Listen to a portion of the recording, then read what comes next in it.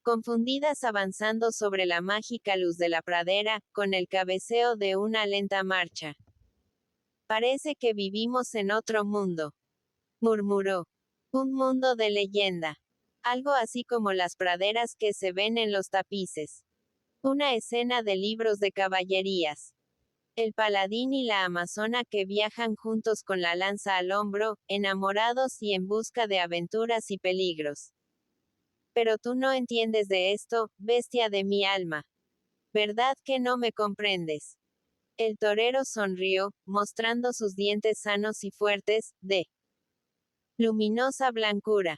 Ella, como atraída por su ruda ignorancia, aumentó el contacto de los cuerpos, dejando caer la cabeza sobre uno de sus hombros y estremeciéndose con el cosquilleo de la respiración de Gallardo en los músculos de su cuello. Así caminaron en silencio. Doña Sol parecía adormecida en el hombro del torero. De pronto se abrieron sus ojos, brillando en ellos la expresión extraña que era precursora de las más raras preguntas. Sí. No has matado nunca a un hombre. Gallardo se agitó, llegando en su asombro a despegarse de Doña Sol. ¿Quién? Él. Nunca. Era un buen muchacho, que había seguido su carrera sin hacer daño a nadie. Apenas si se había peleado con los camaradas de las capeas cuando se quedaban con los cuartos por ser más fuertes. Unas cuantas bofetadas en ciertas disputas con los compañeros de profesión. Un botellazo en un café. Estas eran todas sus hazañas. Le inspiraba un respeto invencible la vida de las personas. Los toros eran otra cosa. De suerte, que no has tenido nunca ganas de matar a un hombre. Y yo que creía que los toreros.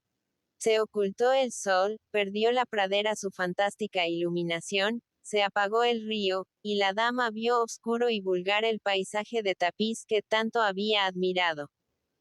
Los otros jinetes marchaban lejos, y ella espoleó su caballo para unirse al grupo, sin decir una palabra a la espada, como si no se diese cuenta de que la seguía.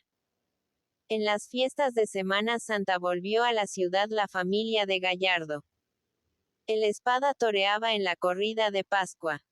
Era la primera vez que iba a matar en presencia de Doña Sol.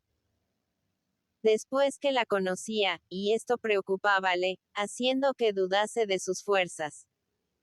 Además, no podía torear en Sevilla sin sentir cierta emoción. Aceptaba un fracaso en cualquier plaza de España, pensando que no volvería a ella en mucho tiempo. Pero en su tierra, donde estaban sus mayores enemigos. A ver si te luces. Decía el apoderado. Piensa en los que te van a ver. Quiero que quedes como el primer hombre del mundo. El sábado de gloria se verificó a altas horas de la noche el encierro de las reses destinadas a la corrida, y Doña Sol quiso asistir como piquero a esta operación, que ofrecía el encanto de realizarse en la sombra. Los toros habían de ser conducidos desde la dehesa de Tablada a los corrales de la plaza. Gallardo no asistió, a pesar de sus deseos de acompañar a Doña Sol.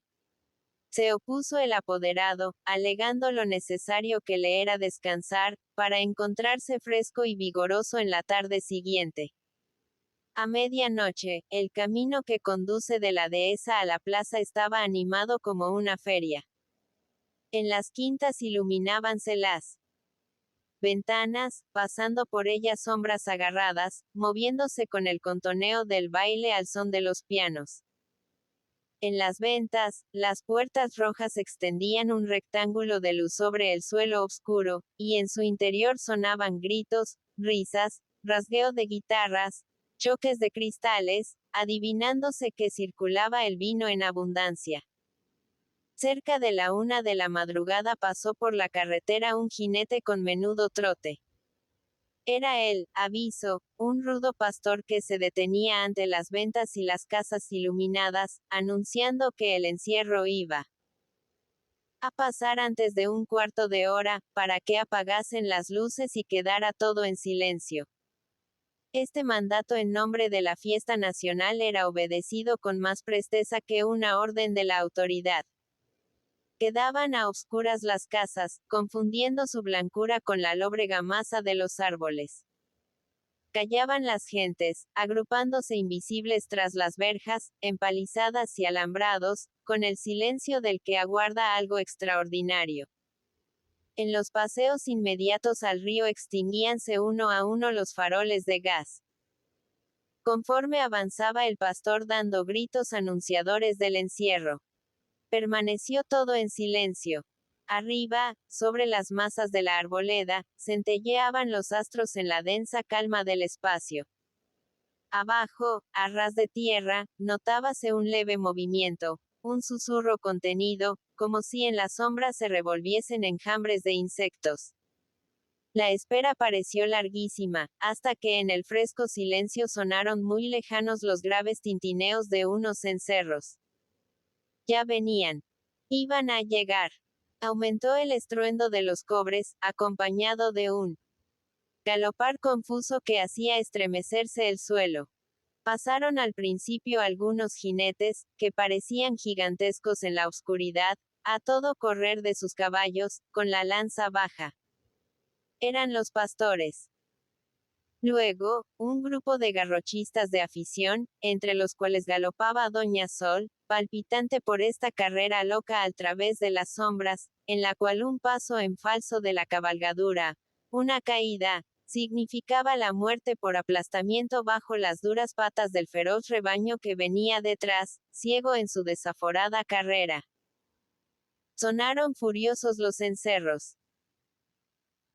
Las bocas abiertas de los espectadores, ocultos en la oscuridad, tragaron varios golpes de polvo, y pasó como una pesadilla el rebaño feroz, monstruos informes de la noche, que trotaban, pesados y ágiles a la vez, estremeciendo sus moles de carne, dando horrorosos bufidos, corneando a las sombras, asustados e irritados al mismo tiempo por los gritos de los zagales que los seguían a pie y por el galopar de los jinetes que cerraban la marcha acosándolos con sus picas.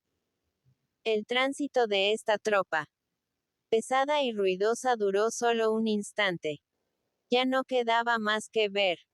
La muchedumbre, satisfecha de este espectáculo fugaz después de larga espera, salía de sus escondrijos, y muchos entusiastas rompían a correr detrás del ganado, con la esperanza de ver su entrada en los corrales.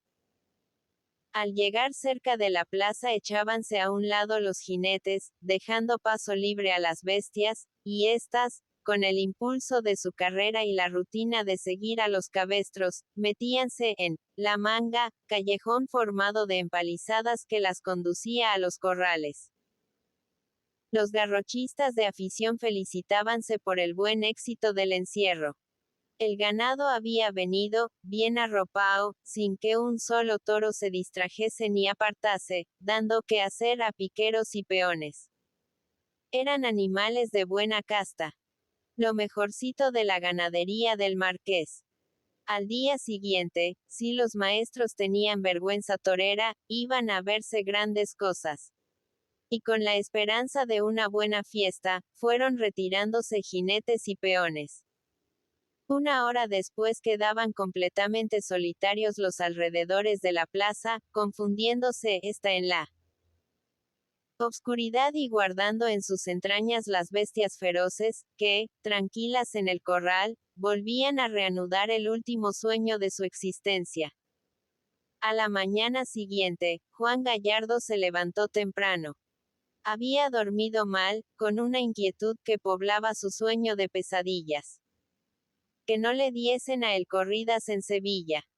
En otras poblaciones vivía como un soltero, olvidado momentáneamente de la familia, en una habitación de hotel completamente extraña, que, no le decía, nada, pues nada tenía suyo. Pero vestirse. El traje de Lidia en su propio dormitorio, encontrando en sillas y mesas objetos que le recordaban a Carmen.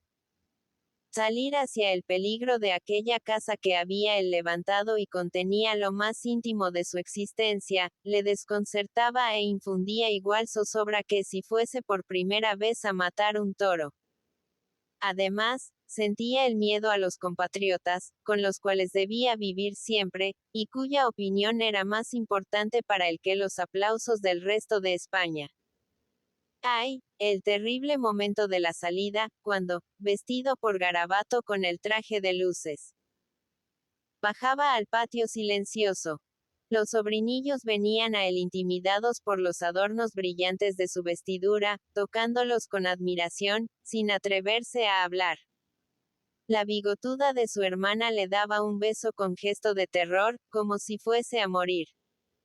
La mamita se ocultaba en los cuartos más oscuros. No quería verle, sentíase enferma. Carmen mostrábase animosa, muy pálida, apretando los labios, azulados por la emoción, moviendo nerviosamente las pestañas para mantenerse serena. Y cuando le veía ya en el vestíbulo, llevábase de pronto el pañuelo a los ojos, estremecido el cuerpo por las vascas de suspiros y llantos que no lograban salir, y su hermana y otras mujeres tenían que sostenerla para que no viniese al suelo. Era para acobardar hasta al propio Roger de Flor de que hablaba su cuñado. Maldita sea. Vamos, hombre, decía Gallardo, que ni por tú el oro del mundo torearía uno en Sevilla, si no fuese por el aquel de dar gusto a los paisanos y que no digan los sinvergüenzas que tengo miedo a los públicos de la tierra. Al levantarse, anduvo él espada por la casa con un cigarrillo en la boca, desperezándose para probar si sus membrudos brazos conservaban su agilidad. Tomó en la cocina una copa de cazalla, y vio a la mamita, siempre diligente a pesar de sus años y sus carnes, moviéndose cerca de los fogones, tratando con maternal vigilancia a las criadas, disponiéndolo todo para el buen gobierno de la casa. Gallardo salió al patio, fresco, luminoso. Los pájaros canturreaban en el silencio matinal, saltando en sus jaulas doradas. Un chorro de sol descendía hasta las losas de mármol. Era un triángulo de oro que envolvía en su base la orla de hojas verdes de la fuente y el agua del tazón, burbujeante a impulsos de las redondas boquitas de unos peces rojos. El espada vio casi tendida en el suelo a una mujer vestida de negro, con el cubo al lado, moviendo un trapo sobre las losas de mármol, que parecían resucitar sus colores bajo la húmeda caricia. La mujer levantó la cabeza. Buenos días, señor Juan, dijo con la familiaridad cariñosa que inspira todo héroe popular, y clavó en él con admiración la mirada de un ojo único. El otro perdíase bajo un oleaje de arrugas concéntricas que parecían afluir a la cuenca negruzca y hundida. El señor Juan no contestó. Con nervioso impulso corrió a la cocina, llamando a la señora Angustias. Pero mamita, ¿quién es esa mujer, esa tuerta roía que está lavando el patio? ¿Quién ha de ser, hijo? Una pro. La asistenta se ha puesto mala, y he llamado a esa infeliz, que está cargada de hijos. El torero mostrábase inquieto, con una expresión en la mirada de zozobra y de miedo. Maldita sea. Toros en Sevilla, y para colmo, la primera persona que se echaba a la cara. Una tuerta. Vamos, hombre, que lo que le pasaba a él no le ocurría a nadie. Aquello no podía ser de peor pata. Era que deseaban su muerte. Y la pobre mamita, aterrada por los tétricos pronósticos del torero y su vehemente enfado, intentaba sincerarse. ¿Cómo iba ella a pensar en eso? Era una pobre que necesitaba ganarse una peseta para los pequeños. Había que tener buen corazón y dar gracias a Dios porque se había acordado de ellos, librándolos de miserias iguales. Gallardo acabó por tranquilizarse con estas palabras. El recuerdo de las antiguas privaciones le hizo ser tolerante con la pobre mujer.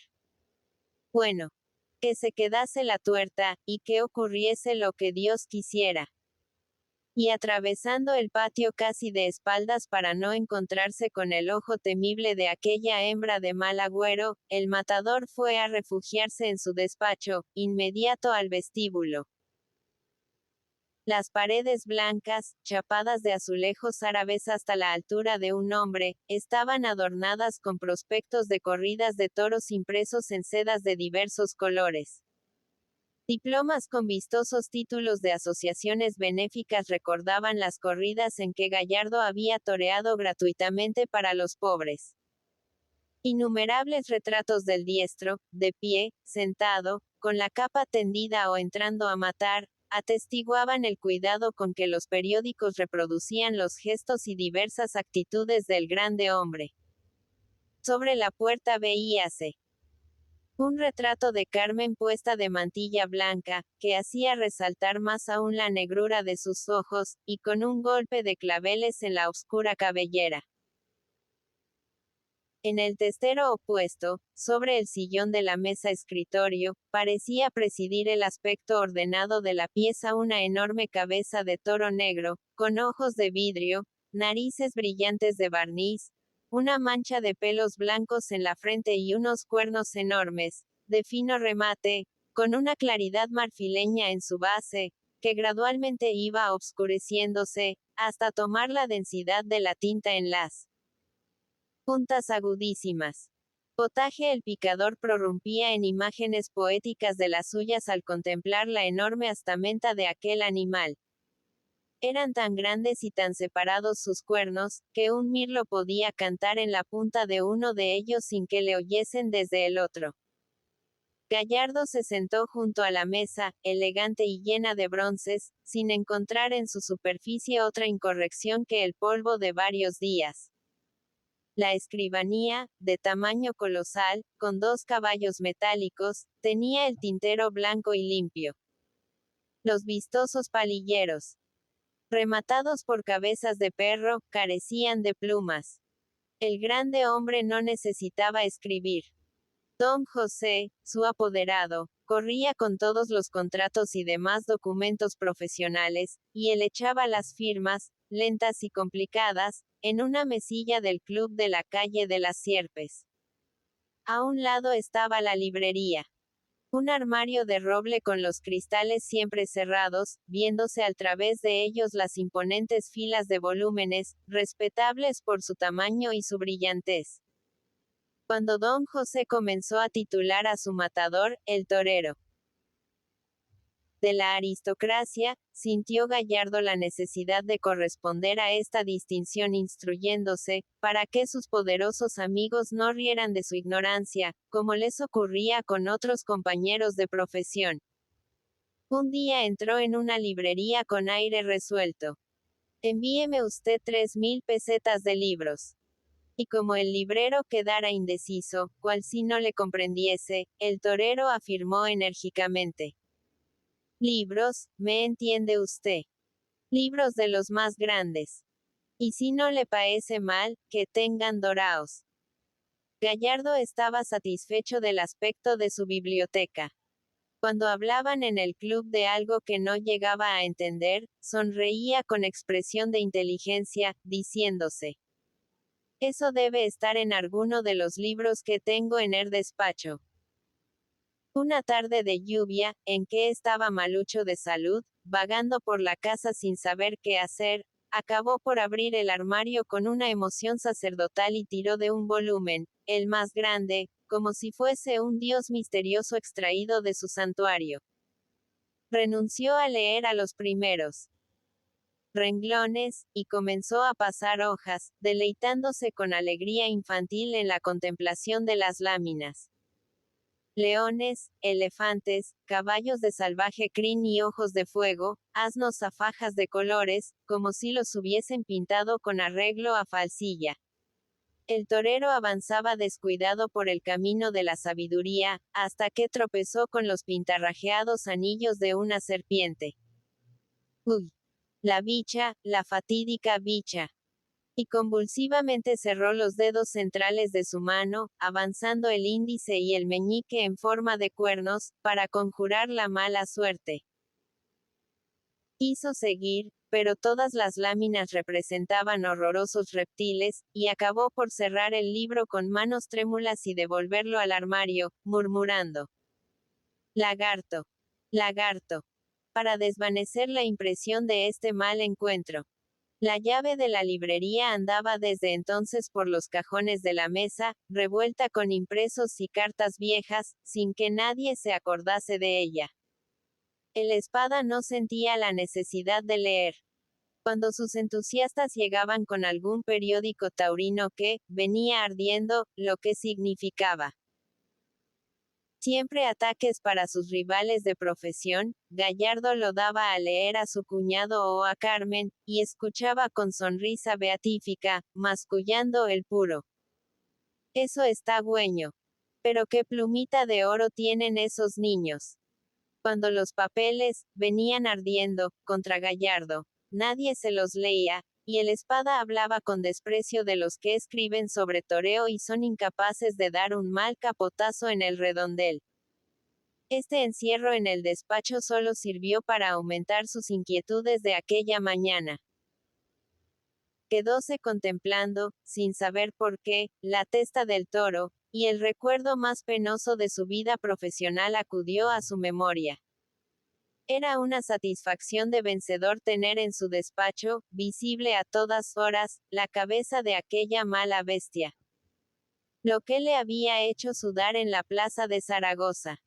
Gallardo creía a aquel toro con tanto saber como una persona. Inmóvil y con ojos de malicia diabólica, esperaba a que el Espada se acercase, sin dejarse engañar por el trapo rojo, tirándole siempre al cuerpo. Los stocks iban por el aire, sin lograr herirle, despedidos por los cabezazos. El público se impacientaba, silbando e insultando al matador.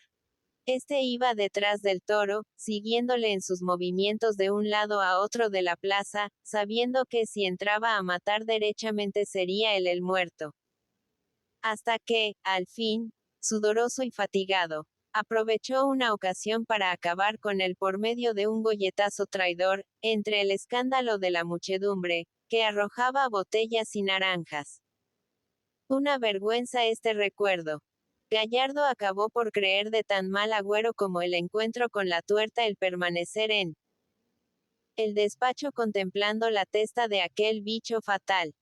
Maldito seas tú y el roío del amo que te crió. Así se huerva veneno la hierba que coman todos los de tu raza. Garabato vino a avisarle que en el patio le esperaban unos amigos. Eran aficionados entusiastas. Los partidarios que venían a visitarle en días de corrida.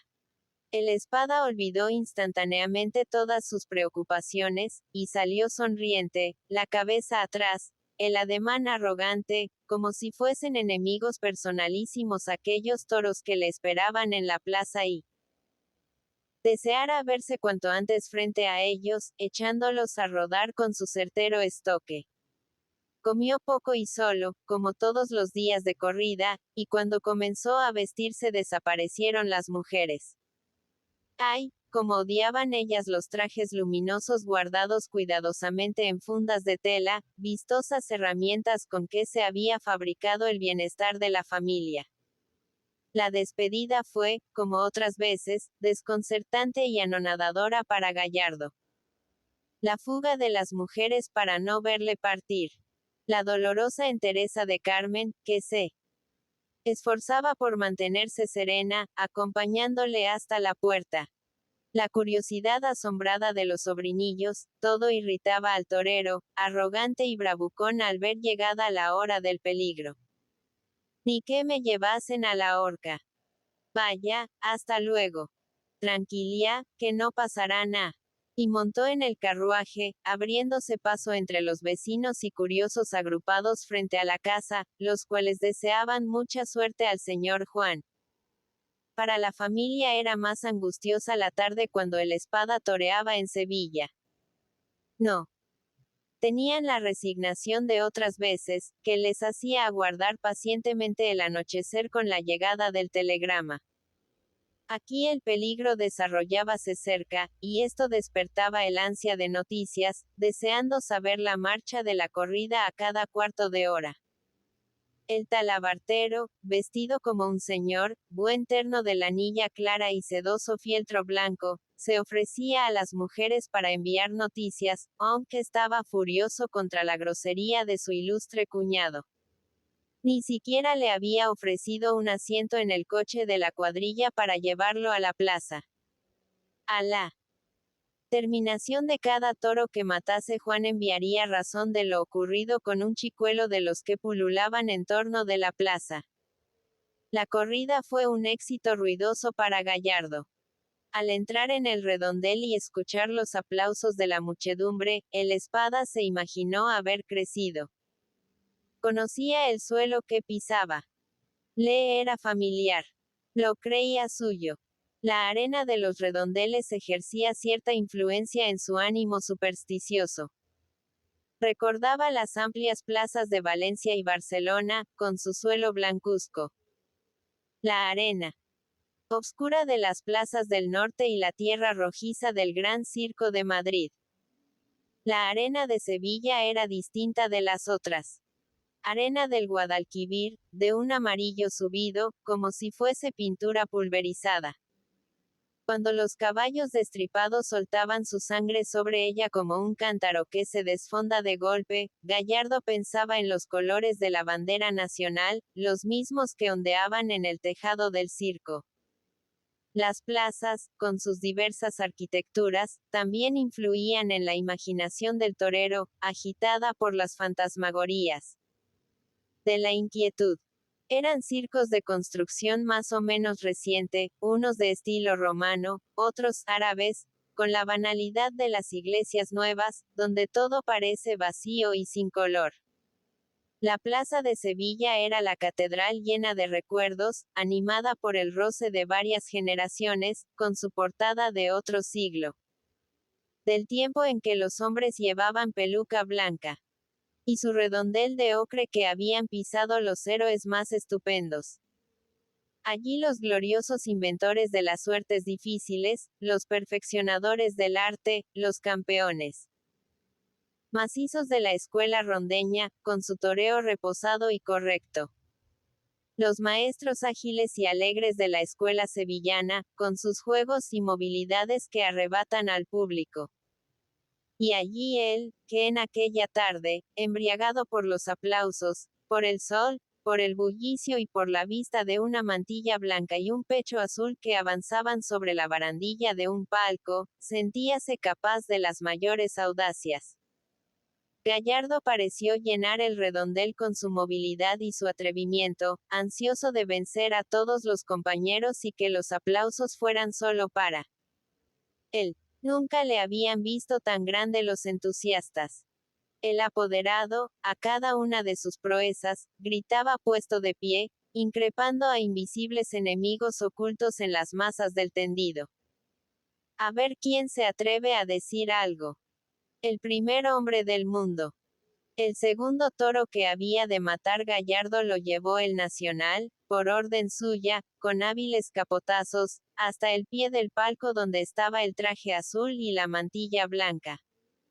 Junto a Doña Sol mostrábase el marqués con dos de sus hijas. Anduvo Gallardo junto a la barrera con la espada y la muleta en una mano, seguido por las miradas de la muchedumbre, y al llegar frente al palco se cuadró, quitándose la montera. Iba a brindar su toro a la sobrina del marqués de Moraima. Muchos sonreían con expresión maliciosa. Olé los niños con suerte. Dio media vuelta, arrojando la montera al terminar el brindis, y esperó al toro, que le traían los peones con el engaño del capote. En muy corto espacio, procurando que la fiera no se alejase de este sitio, realizó el Espada su faena. Quería matar bajo los ojos de Doña Sol, que ésta le viese de cerca desafiando el peligro. Cada pase de muleta iba acompañado de exclamaciones de entusiasmo y gritos de inquietud. Las astas pasaban junto a su pecho. Parecía imposible que saliese sin sangre de las acometidas del toro. De pronto se cuadró, con el estoque en línea avanzada, y antes de que el público pudiera manifestar sus opiniones con gritos y consejos, lanzóse veloz sobre la fiera, formando un solo cuerpo por algunos instantes el animal y el hombre. Cuando el espada se despegó del toro, quedando inmóvil. Corrió este con paso inseguro, bramadoras las narices, la lengua pendiente entre los labios y el rojo puño del estoque apenas visible en lo alto del ensangrentado cuello. Cayó a los pocos pasos, y el público púsose de pie a un tiempo, como si formase una sola pieza y lo moviese un resorte poderoso, estallando la granizada de los aplausos y la furia de las aclamaciones. No había un valiente en el mundo igual a Gallardo. ¿Habría sentido miedo alguna vez aquel mozo? El espada saludó ante el palco abriendo los brazos con el estoque y la muleta, mientras las manos de Doña Sol, enguantadas de blanco, chocaban con la fiebre del aplauso. Luego, un objeto rodó de espectador en espectador desde el palco hasta la barrera. Era un pañuelo de la dama, el mismo que llevaba en la mano, oloroso y diminuto rectángulo de batista y blondas, metido en una sortija de brillantes que regalaba al torero a cambio de su brindis. Volvieron a estallar los aplausos con motivo de este regalo, y la atención del público, fija hasta entonces en el matador, se distrajo, volviendo muchos la espalda al redondel para mirar a Doña Sol, elogiando su belleza a gritos, con la familiaridad de la galantería andaluza. Un pequeño triángulo peludo y todavía caliente subió de mano en mano desde la barrera al palco.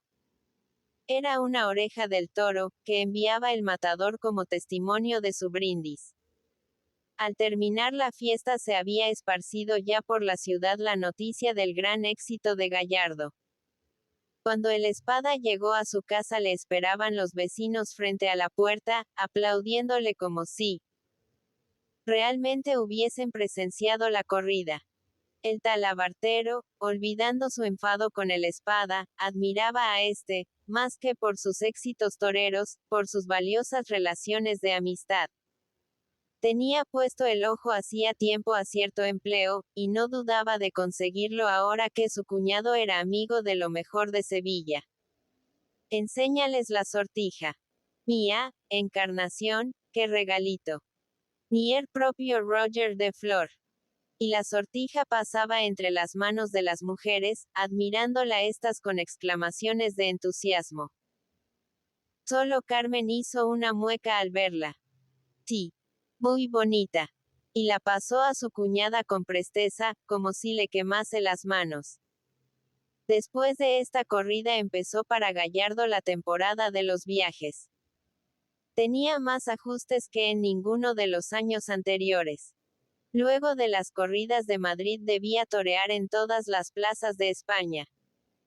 Su apoderado estudiaba los horarios de los ferrocarriles, entregándose a interminables cálculos que habían de servir de guía a su matador. Gallardo marchaba de éxito en éxito. Nunca se había sentido tan animoso. Parecía que llevaba dentro de él una nueva fuerza. Antes de las corridas acometíanle dudas crueles, incertidumbres semejantes al miedo, que no había conocido en su mala época, cuando empezaba a crearse un nombre. Pero apenas se veía en la arena desvanecíanse estos temores y mostraba una audacia bárbara, acompañada siempre de buen éxito. Después de su trabajo en cualquier plaza de provincias, volvía al hotel seguido de su cuadrilla, pues todos vivían juntos. Sentábase sudoroso, con la grata fatiga del triunfo, sin quitarse el traje de luces, y acudían los inteligentes de la localidad a felicitarle. Había estado colosal. Era el primer torero del mundo. Aquella estocada del cuarto toro. ¿Verdad que sí? Preguntaba Gallardo con orgullo infantil. De veras que no estuvo malo aquello. y en la interminable verbosidad de toda conversación sobre toros transcurría el tiempo, sin que el espada y sus admiradores se fatigasen de hablar de la corrida de la tarde y de otras que se habían celebrado algunos años antes. Cerraba la noche, encendíanse luces, y los aficionados no se iban. La cuadrilla, siguiendo la disciplina torera, aguantaba silenciosa esta charla en un extremo de la habitación. Mientras el maestro no diese su permiso, los chicos no podían ir a desnudarse y a comer. Los picadores, fatigados por la armadura de hierro de sus piernas y las moledoras caídas del caballo, movían el recio castoreño entre sus rodillas. Los banderilleros, presos en sus trajes de seda mojados de sudor, sentían hambre después de una tarde de violento ejercicio. Todos pensaban lo mismo, lanzando terribles ojeadas a los entusiastas. Pero ¿cuándo se marcharán estos tíos, lateros? Maldita sea su arma. Al fin, el matador se fijaba en ellos. ¿Pueden ustedes retirarse? Y la cuadrilla salía empujándose, como una escuela en libertad, mientras el maestro continuaba escuchando los elogios de los inteligentes, sin acordarse de Garabato, que aguardaba silencioso el momento de desnudarlo. En los días de descanso, el maestro, libre de las excitaciones del peligro y de la gloria, volvía su recuerdo a Sevilla. De tarde en tarde llegaba para él alguna de aquellas cartitas breves y perfumadas felicitándole por sus triunfos. Ay, si tuviese con él a Doña Sol. En esta continua correría de un público a otro, adorado por los entusiastas, que ansiaban hacerle grata la vida en la población, conocía a mujeres y asistía a juergas organizadas en su honor. De estas fiestas salía siempre con el pensamiento turbado por el vino y una tristeza feroz que le hacía intratable. Sentía crueles deseos de maltratar a las hembras. Era un impulso irresistible de vengarse de la acometividad y los caprichos de la otra en personas de su mismo sexo. Había momentos en que le era necesario confiar sus tristezas al Nacional, con ese impulso irresistible de confesión de todos los que llevan en el pensamiento un peso excesivo. Además, el banderillero le inspiraba, lejos de Sevilla, un afecto mayor, una ternura refleja. Sebastián conocía sus amores con Doña Sol, la había visto, de lejos, y ella había reído muchas veces oyéndole relatar las originalidades del banderillero. Este acogía con un gesto de austeridad las confidencias del maestro. Lo que tú debes hacer, Juan, es sorbiarte de esa señora mía, que la paz de la familia vale más que tú para los que vamos por el mundo, expuestos a volver a casa inútiles pa' siempre. Mía, que Carmen sabe más de lo que tú crees. Ya está enterada de tú. A mí mismo me ha soltado indirectas sobre lo tuyo con la sobrina del marqués. La pobrecita. Es pecado que la hagas sufrir. Ella tiene su genio, y si se suelta os dará un disgusto. Pero Gallardo, lejos de la familia, con el pensamiento dominado por el recuerdo de Doña Sol, parecía no comprender los peligros de que le hablaba el Nacional, y levantaba los hombros ante sus escrúpulos sentimentales. Necesitaba exteriorizar sus recuerdos, hacer partícipe al amigo de su pasada felicidad, con un impudor de amante satisfecho que desea ser admirado en su dicha. Es que tú no sabes lo que es esa mujer. Tú, Sebastián, eres un infeliz que no conoces lo que es bueno. Ves juntas todas las mujeres de Sevilla. Pues ves las de todos los pueblos donde hemos estado. Tampoco. No hay más que Doña Sol. Cuando se conoce una señora como esa, no quien ganas pa' más. Si la conocieses como yo, gacho. Las mujeres de nuestro brazo huelen a carne limpia, a ropa blanca. Pero esta, Sebastián, esta. Figúrate juntas todas las rosas de los jardines del Alcázar. No, es algo mejor. Es jazmín, madreselva, perfume de enreaeras como las que habría en el huerto del paraíso. Y estos buenos olores vienen de adentro, como si no se los pusiera, como si fuesen de su propia sangre. Y además, no es una panoli de las que vistas una vez ya está visto tú. Con ella siempre que hay algo que desear, algo que se espera y no llega. En fin, Sebastián, no puedo explicarme bien. Pero tú no sabes lo que es una señora. Así es que no me prediques y cierra el pico. Gallardo ya no recibía cartas de Sevilla. Doña Sol estaba en el extranjero. La vio una vez, al torear en San Sebastián. La hermosa dama estaba en Biarritz, y vino en compañía de unas señoras francesas que deseaban conocer al torero. La vio una tarde.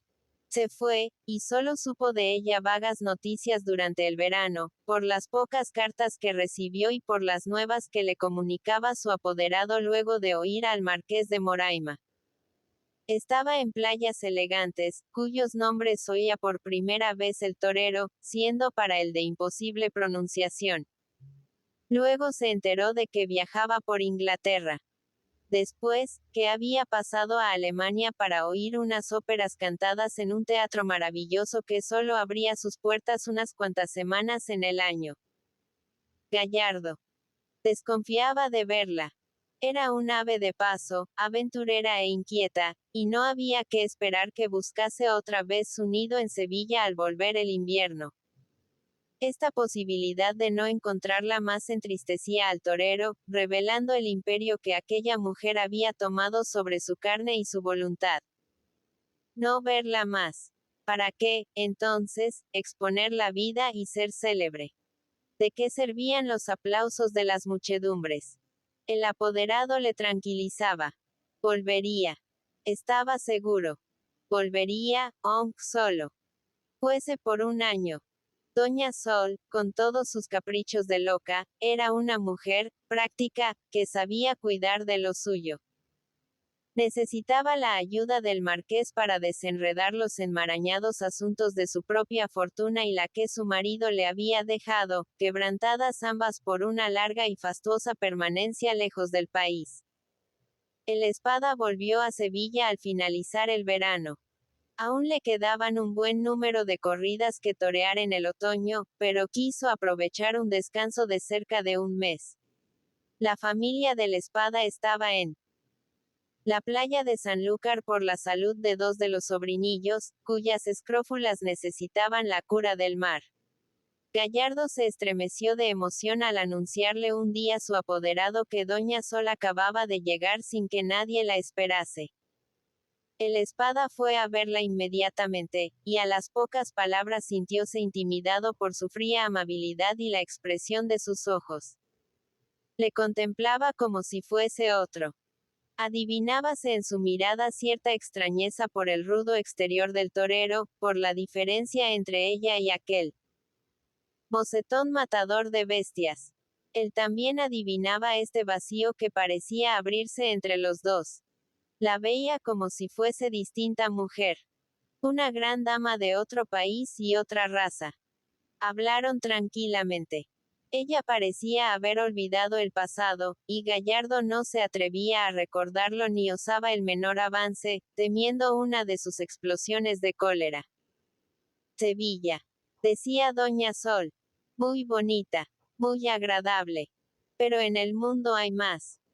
Le advierto a usted, Gallardo, que el mejor día levanto el vuelo para siempre. Adivino que voy a aburrirme. Mucho. Me parece que me han cambiado mi Sevilla. Ya no le tuteaba. Transcurrieron varios días sin que el torero se atreviese en sus visitas a recordar el pasado. Limitábase a contemplarla en silencio con sus ojos africanos, adorantes y lacrimosos. Me aburro. Voy a marcharme cualquier día, exclamaba la dama en todas las entrevistas. Volvió otra vez el criado de gesto imponente a recibir al torero en la cancela, para decirle que la señora había salido, cuando él sabía ciertamente que estaba en casa. Gallardo la habló una tarde de una breve excursión que debía hacer a su cortijo de la Rinconada. Necesitaba ver unos olivares que su apoderado había comprado durante su ausencia, uniéndolos a la finca. Debía también enterarse de la marcha de los trabajos. La idea de acompañar a la Espada en esta excursión hizo sonreír a Doña Sol por lo absurda y atrevida. Ir a aquel cortijo donde pasaba la familia de Gallardo una parte del año. Entrar, con el estruendo escandaloso de la irregularidad y del pecado, en aquel ambiente tranquilo de casero corral, donde vivía con los suyos el pobre mozo. Lo absurdo del deseo la decidió. Ella iría también. Le interesaba ver la Rinconada. Gallardo sintió miedo. Pensó en las gentes del cortijo, en los habladores, que podrían comunicar a la familia este viaje. Pero la mirada de Doña Sol abatió todos sus escrúpulos. ¿Quién sabe? Tal vez este viaje le devolviera a su antigua situación. Quiso, sin embargo, oponer un último obstáculo a este deseo. Y el Plumitas. Mi usted que ahora, según parece, anda por cerca de la Rinconá. Ah, el Plumitas. El rostro de Doña Sol, obscurecido por el aburrimiento, pareció aclararse con una llamarada interior. Muy curioso. Me alegraría de que usted pudiera presentármelo. Gallardo arregló el viaje. Pensaba ir solo, pero la compañía de Doña Sol le obligó a buscar un refuerzo, temiendo un mal encuentro en el camino. Buscó a Potaje, el picador. Era muy bruto y no temía en el mundo más que a la gitana de su mujer, que cuando se cansaba de recibir palizas intentaba morderle. A este no. Había que darle explicaciones, si no vino en abundancia. El alcohol y las atroces caídas en el redondel le mantenían en perpetuo aturdimiento, como si la cabeza le zumbase, no permitiéndole más que lentas palabras y una visión turbia de las cosas. Ordenó también al nacional que fuese con ellos. Uno más, y de discreción a toda prueba. El banderillero obedeció por subordinación, pero rezongando al saber que iba con ellos Doña Sol. Por vía él la paloma azul. Y que un pare de familia se vea metido en estas cosas feas. ¿Qué dirán de mí Carmen y la seña Angustia si llegan a enterarse? Cuando se vio en pleno campo, sentado al lado de Potaje en la banqueta de un automóvil, frente a la Espada y la gran señora, fue desvaneciéndose poco a poco su enfado. No la veía bien, envuelta como iba en un gran velo azul que descendía de su gorra de viaje, anudándose sobre el gabán de seda amarilla. Pero era muy hermosa. ¿Y qué conversación? ¿Y qué saber de cosas? Antes de la mitad del viaje. El Nacional, con sus 25 años de fidelidad casera, excusaba las debilidades del matador, explicándose sus entusiasmos. El que se viera en el propio caso, y haría lo mismo. La instrucción. Una gran cosa, capaz de infundir respetabilidad hasta a los mayores pecados. Hube que te diga quién es, o que se lo lleven los demonios. Maldita sea la suerte. Es que no podrá uno dormir. El Nacional escuchó esta contestación al través de la puerta del cuarto de su maestro, y la transmitió a un peón del cortijo que aguardaba en la escalera. Que te diga quién es. Sin eso, el amo no se levanta. Eran las 8. El banderillero se asomó a una ventana, siguiendo con la vista al peón, que corría por un camino frente al cortijo, hasta llegar al lejano término del alambrado que circuía a la finca. Junto a la entrada de esta valla vio un jinete empequeñecido por la distancia. Un hombre y un caballo que parecían salidos de una caja de juguetes. Al poco rato volvió el jornalero, luego de hablar con el jinete. El Nacional, interesado por estas idas y venidas, le recibió al pie de la escalera. «Ay, que necesita ve al amo», masculló atropelladamente el gañán. «Pa ese hombre de malas purgas. Ha dicho que quiere que baje enseguida, pues tiene una razón que darle. Volvió el banderillero a aporrear la puerta de la espada, sin hacer caso de las protestas de este. Debía levantarse. Para el campo era una hora avanzada, y aquel hombre podía traer un recado interesante. Ya voy, contestó Gallardo con mal humor, sin moverse de la cama. Volvió a asomarse el Nacional, y vio que el jinete avanzaba por el camino hacia el cortijo. El peón salió a su encuentro con la respuesta. El pobre hombre parecía intranquilo, y en sus dos diálogos con el banderillero balbuceaba con una expresión de espasmo y de duda, no atreviéndose a manifestar su pensamiento. Al unirse con el jinete, le escuchó breves momentos y volvió a desandar su camino, corriendo hacia el cortijo, pero esta vez con más precipitación. El Nacional le oyó subir la escalera con no menos velocidad, presentándose ante el tembloroso y pálido. «Eser Plumitas, señor Sebastián». «Ay, que Eser Plumitas, y que necesita hablar con el amo». «Me lo dio el corazón den que le vi». «El Plumitas». La voz del peón, a pesar de ser balbuciente y sofocada por la fatiga, pareció esparcirse por todas las habitaciones al pronunciar este nombre. El banderillero quedó mudo por la sorpresa. En el cuarto de la espada sonaron unos cuantos juramentos acompañados de roce de ropas y el golpe de un cuerpo que rudamente se echaba fuera del lecho. En el que ocupaba doña Sol notóse también cierto movimiento que parecía responder a la estupenda noticia. Pero maldita sea. ¿Qué me quiere ese hombre? ¿Por qué se mete en la rinconá? Y justamente ahora. Era Gallardo, que salía con precipitación de su cuarto, sin más que unos pantalones y un chaquetón, puestos a toda prisa sobre sus ropas interiores. Pasó corriendo ante el banderillero, con la ciega vehemencia de su carácter impulsivo, y se echó escalera abajo, más bien que descendió, seguido del Nacional. En la entrada del cortijo desmontábase el jinete. Un gañán sostenía las riendas de la jaca y los demás trabajadores formaban un grupo a corta distancia, contemplando al recién venido con curiosidad y respeto. Era un hombre de mediana estatura, más bien bajo que alto, carilleno, rubio y de miembros cortos y fuertes.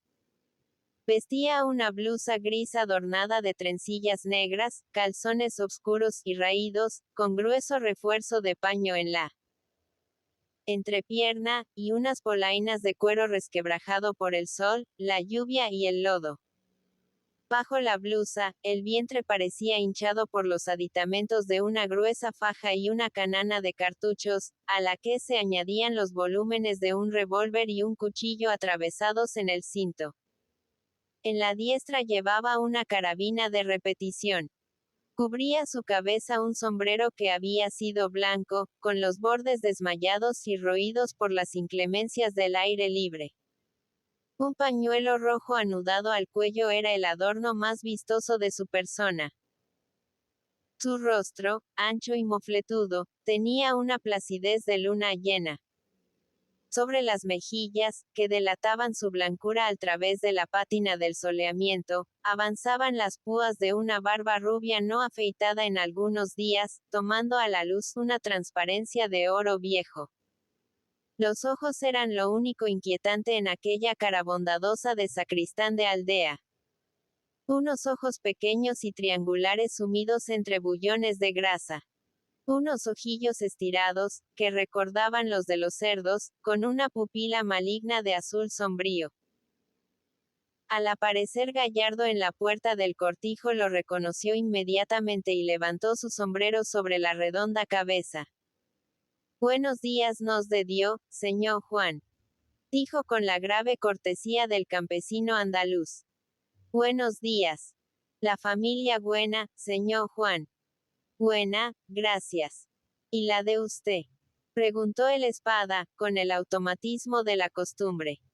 «Creo que buena también. Hace tiempo que no la veo». Los dos hombres se habían aproximado, examinándose de cerca con la mayor naturalidad, como si fuesen dos caminantes que se encontraban en pleno campo. El torero estaba pálido y apretaba los labios para ocultar sus impresiones. Sí creía el bandolero que iba a intimidarle.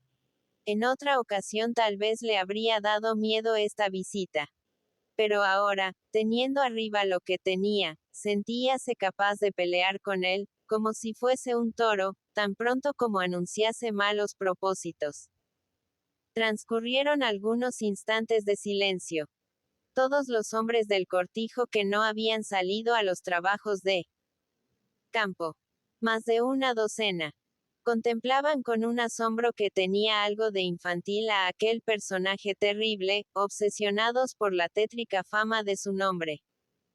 ¿Pueden llevar la jaca a la cuadra pa' que descanse un poco?, preguntó el bandido. Gallardo hizo una seña, y un mozo tiró de las riendas del animal, llevándoselo. Huíala bien, dijo el Plumitas. Mía que es lo mejor que tengo en el mundo, y la quiero más que a la mujer y a los chiquillos. Un nuevo personaje se unió al grupo que formaban el Espada y el bandido en medio de la gente absorta. Era Potaje, el picador, que salía despechugado, desperezándose con toda la brutal grandeza de su cuerpo atlético. Se frotó los ojos, siempre sanguinolentos e inflamados por el abuso de la bebida, y aproximándose al bandido, dejó caer una manaza sobre uno de sus hombros con estudiada familiaridad, como gozándose en hacerle estremecer bajo su garra y expresándole al mismo tiempo su bárbara simpatía. ¿Cómo estás, Plumitas? Le veía por primera vez. El bandido se encogió como si fuese a saltar bajo esta caricia ruda e irreverente y su diestra levantó el rifle. Pero los azules ojillos, fijándose en el picador, parecieron reconocerle. Tú eres Potaje, si no me engaño. Te he visto picar en Sevilla en la otra feria. Camará, que caías. Qué bruto eres. Ni que fueras de hierro dulce. Y como para devolverle el saludo, agarró con su mano callosa un brazo del picador, apretándole el bíceps con sonrisa de admiración. Quedaron los dos contemplándose con ojos afectuosos. El picador reía sonoramente. Yo te creía más grande, Plumitas. Pero no lejéis. Así y tú, eres un buen mozo. El bandido se dirigió a la Espada. ¿Puedo almorzar aquí? Gallardo tuvo un gesto de gran señor. Nadie que viene a la Rinconada se va sin almorzar. Entraron todos en la cocina del cortijo, vasta pieza con chimenea de campana, que era el sitio habitual de reunión. El Espada se sentó en una silla de brazos, y una muchacha, hija del aperador, se ocupó en calzarle, pues en la precipitación de la sorpresa había bajado con solo unas babuchas. El Nacional, queriendo dar señales de existencia, tranquilizado ya por el aspecto cortés de esta visita, apareció con una botella de vino de la tierra y vasos. A ti también te conozco, dijo el bandido, tratándole con igual llaneza que al picador. Te he visto clavar banderillas. Cuando quieres lo haces bien. Pero hay que arrimarse más. Potaje y el maestro rieron de este consejo. Al ir a tomar el vaso, Plumita se vio embarazado por la carabina, que conservaba entre las rodillas. Deja eso, hombre, dijo el picador. Es que guardas el chisme hasta cuando vas de visita. El bandido se puso serio. ¿Quién estaba así? Era su costumbre. El rifle le acompañaba siempre, hasta cuando dormía. Y esta alusión al arma, que era como un nuevo miembro siempre unido a su cuerpo, le devolvía su gravedad. Miraba a todos lados con cierto azoramiento. Notábase en su cara el recelo. La costumbre de vivir alerta, sin fiarse de nadie, sin otra confianza que la del propio esfuerzo, presintiendo a todas horas el peligro en torno de su persona. Un gañán atravesó la cocina marchando hacia la puerta. ¿A dónde va ese hombre? Y al decir esto se incorporó en el asiento, atrayendo con las rodillas hacia su pecho el ladeado rifle. Iba a un gran campo vecino, donde trabajaban los jornaleros del cortijo. El plumita se tranquilizó. Oiga usted, señor Juan. Yo he venido por el gusto de verle y porque sé que es usted un caballero, incapaz de enviar soplos. Además, usted habrá oído hablar de plumitas. No es fácil cogerle, y el que se la y se la paga. El picador intervino antes de que hablase su maestro. Plumitas, no seas bruto. Aquí estás entre cámaras, mientras te portes bien y haiga decencia. Y súbitamente tranquilizado, el bandido habló de su jaca al picador, encareciendo sus méritos. Los dos hombres se enfrascaron en su entusiasmo de jinetes montaraces, que les hacía mirar al caballo con más